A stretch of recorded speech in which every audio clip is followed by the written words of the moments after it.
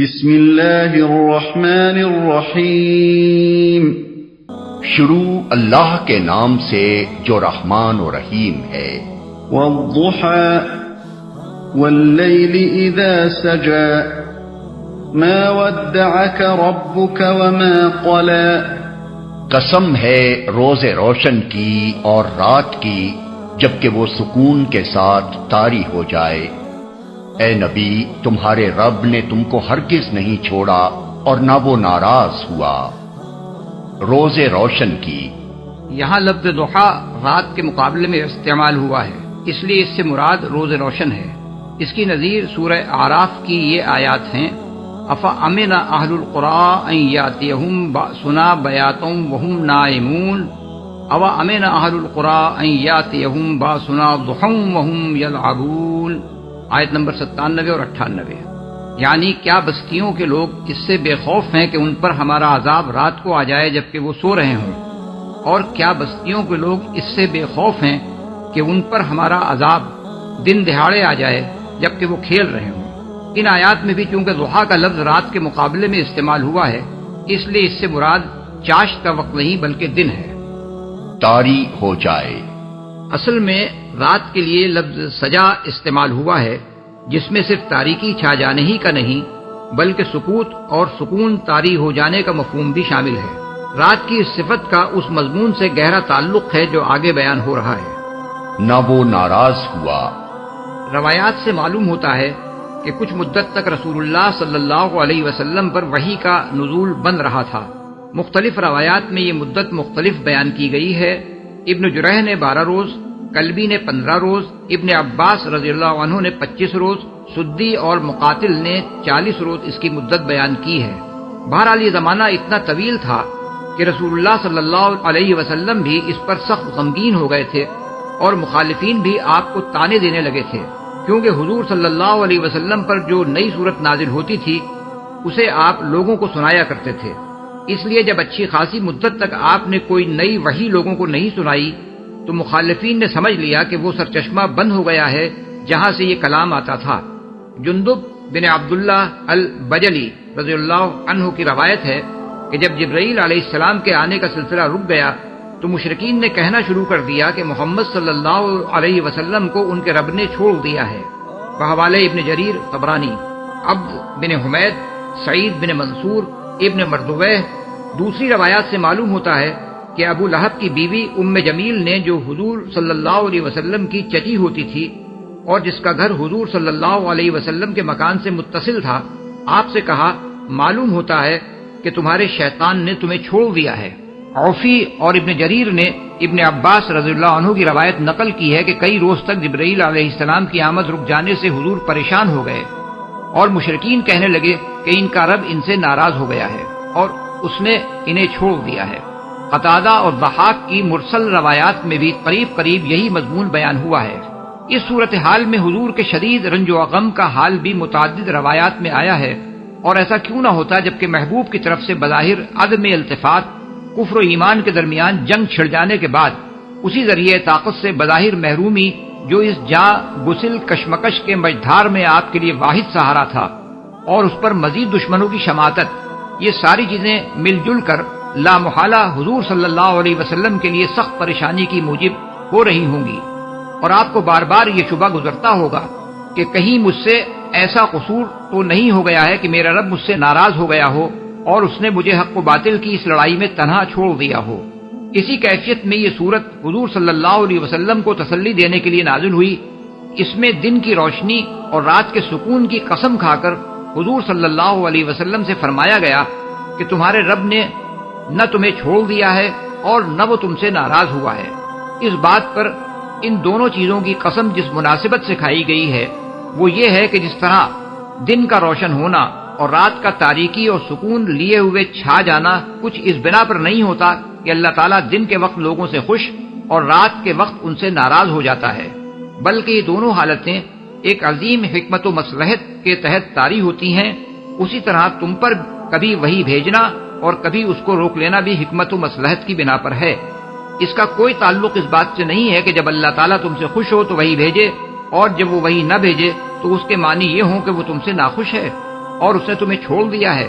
اس کے علاوہ دوسری مناسبت اس مضمون سے اس قسم کی یہ ہے کہ جس طرح دن کی روشنی اگر مسلسل آدمی پر طاری رہے تو وہ اسے تھکا دے، اس لیے ایک وقت خاص تک دن کے روشن ہونے کے بعد رات کا آنا ضروری ہے تاکہ اس میں انسان کو سکون ملے۔ اسی طرح وحی کی روشنی اگر تم پر پے در پے پڑتی رہے تو تمہارے اعصاب اس کو برداشت نہ کر سکیں گے، اس لیے وقتاً فوقتاً فترہ یعنی نزول وحی کا سلسلہ رک جانے کا ایک زمانہ بھی اللہ تعالیٰ نے مصلحت کی بنا پر رکھا ہے تاکہ وحی کے نزول سے جو بار تم پر پڑتا ہے اس کے اثرات زائل ہو جائیں اور تمہیں سکون حاصل ہو جائے۔ گویا آفتاب وحی کا طلوع بمنزل روز روشن ہے اور زمان فترہ بمنزل سکون شب۔ وَلَلْآخِرَةُ خَيْرٌ لَكَ مِنَ الْأُولَى وَلَسَوْفَ يُعْطِيكَ رَبُّكَ فَتَرْضَى۔ اور یقیناً تمہارے لیے بعد کا دور پہلے دور سے بہتر ہے، اور ان قریب تمہارا رب تم کو اتنا دے گا کہ تم خوش ہو جاؤ گے، پہلے دور سے بہتر ہے۔ یہ خوشخبری اللہ تعالیٰ نے نبی صلی اللہ علیہ وسلم کو ایسی حالت میں دی تھی جبکہ چند مٹھی بھر آدمی آپ کے ساتھ تھے، ساری قوم آپ کی مخالف تھی، بظاہر کامیابی کے آثار دور دور کہیں نظر نہ آتے تھے، اسلام کی شمع مکہ ہی میں ٹمٹما رہی تھی اور اسے بجھا دینے کے لیے ہر طرف طوفان اٹھ رہے تھے۔ اس وقت اللہ تعالیٰ نے اپنے نبی صلی اللہ علیہ وسلم سے فرمایا کہ ابتدائی دور کی مشکلات سے آپ ذرا پریشان نہ ہوں، ہر بات کا دور پہلے دور سے آپ کے لیے بہتر ثابت ہوگا، آپ کی قوت، آپ کی عزت و شوکت اور آپ کی قدر و منزلت برابر بڑھتی چلی جائے گی اور آپ کا نفوذ و اثر پھیلتا چلا جائے گا۔ پھر یہ وعدہ صرف دنیا ہی تک محدود نہیں ہے، اس میں یہ وعدہ بھی شامل ہے کہ آخرت میں جو مرتبہ آپ کو ملے گا وہ اس مرتبے سے بھی بدرجہ بڑھ کر ہوگا جو دنیا میں آپ کو حاصل ہوگا۔ طبرانی نے اوسط میں اور بیہقی نے دلائل میں ابن عباس رضی اللہ عنہ کی روایت نقل کی ہے کہ حضور نے فرمایا، میرے سامنے وہ تمام فتوحات پیش کی گئیں جو میرے بعد میری امت کو حاصل ہونے والی ہیں، اس پر مجھے بڑی خوشی ہوئی۔ تب اللہ تعالیٰ نے یہ ارشاد نازل فرمایا کہ آخرت تمہارے لیے دنیا سے بھی بہتر ہے، تم خوش ہو جاؤ گے۔ یعنی اگرچہ دینے میں کچھ دیر تو لگے گی لیکن وہ وقت دور نہیں ہے جب تم پر تمہارے رب کی عطا و بخشش کی وہ بارش ہوگی کہ تم خوش ہو جاؤ گے۔ یہ وعدہ حضور صلی اللہ علیہ وسلم کی زندگی میں اس طرح پورا ہوا کہ سارا ملک عرب، جنوب کے سواحل سے لے کر شمال میں سلطنت روم کی شامی اور سلطنت فارس کی عراقی سرحدوں تک، اور مشرق میں خلیج فارس سے لے کر مغرب میں بحر احمر تک آپ کے زیر نگین ہو گیا۔ عرب کی تاریخ میں پہلی مرتبہ یہ سرزمین ایک قانون اور ضابطے کی تابع ہو گئی، جو طاقت بھی اس سے ٹکرائی وہ پاش پاش ہو کر رہ گئی۔ کلمہ لا الہ الا اللہ محمد الرسول اللہ سے وہ پورا ملک گونج اٹھا، جس میں مشرکین اور اہل کتاب اپنے جھوٹے کلمے بلند رکھنے کے لیے آخری دم تک ایڑی چوٹی کا زور لگا چکے تھے۔ لوگوں کے صرف سری اطاعت میں نہیں جھک گئے بلکہ ان کے دل بھی مسخر ہو گئے اور عقائد، اخلاق اور اعمال میں ایک انقلاب عظیم برپا ہو گیا۔ پوری انسانی تاریخ میں اس کی نظیر نہیں ملتی کہ ایک جاہلیت میں ڈوبی ہوئی قوم صرف 23 سال کے اندر اتنی بدل گئی ہو۔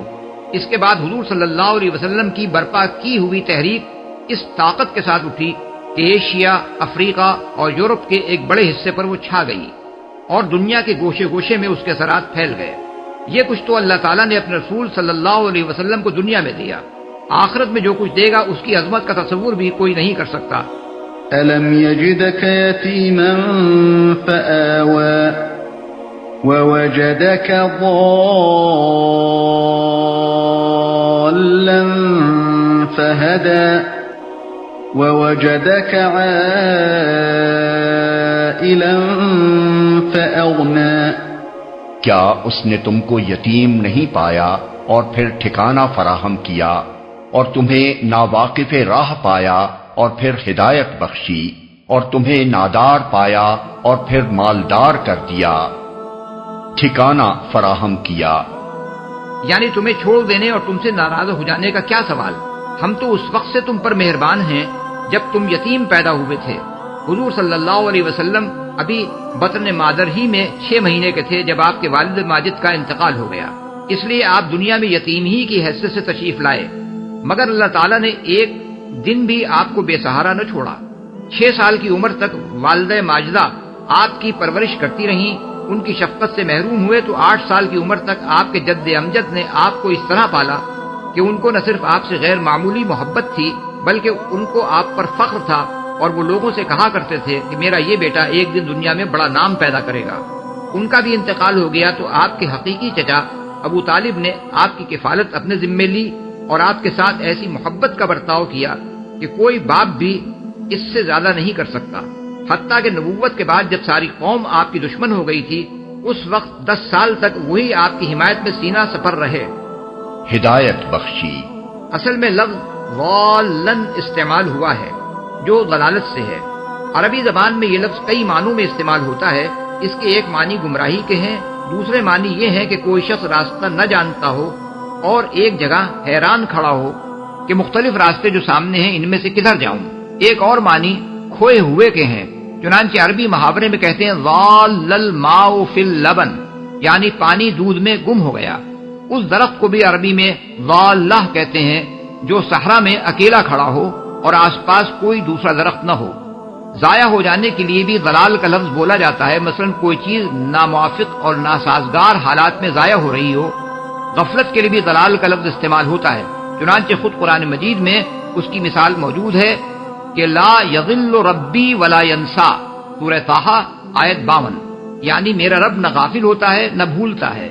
ان مختلف معنوں میں سے پہلے معنی یہاں چسپاں نہیں ہوتے، کیونکہ بچپن سے قبل نبوت تک رسول اللہ صلی اللہ علیہ وسلم کے جو حالات تاریخ میں موجود ہیں ان میں کہیں اس بات کا شائبہ تک نہیں پایا جاتا کہ آپ کبھی بت پرستی، شرک یا دہریت میں مبتلا ہوئے ہوں، یا جاہلیت کے جو اعمال، رسوم اور طور طریقے آپ کی قوم میں پائے جاتے تھے ان میں سے کسی میں آپ ملوث ہوئے ہوں۔ اس لیے لامحالہ ووجدک ضالًا کے یہ معنی تو نہیں ہو سکتے کہ اللہ تعالیٰ نے آپ کو عقیدے یا عمل کے لحاظ سے گمراہ پایا تھا۔ البتہ باقی معنی کسی نہ کسی طور پر یہاں مراد ہو سکتے ہیں، بلکہ ہو سکتا ہے کہ ایک ایک اعتبار سے سب مراد ہوں۔ نبوت سے پہلے حضور صلی اللہ علیہ وسلم اللہ کی ہستی اور اس کی وحدانیت کے قائل تو ضرور تھے، اور آپ کی زندگی گناہوں سے پاک اور فضائل اخلاق سے آراستہ بھی تھی، لیکن آپ کو دین حق اور اس کے اصول اور احکام کا علم نہ تھا، جیسا کہ قرآن میں فرمایا گیا ہے ما کنت تدری مل کتاب ولل ایمان، سورہ شورا آیت 52۔ تم نہ جانتے تھے کہ کتاب کیا ہوتی ہے اور نہ ایمان کی تمہیں کوئی خبر تھی۔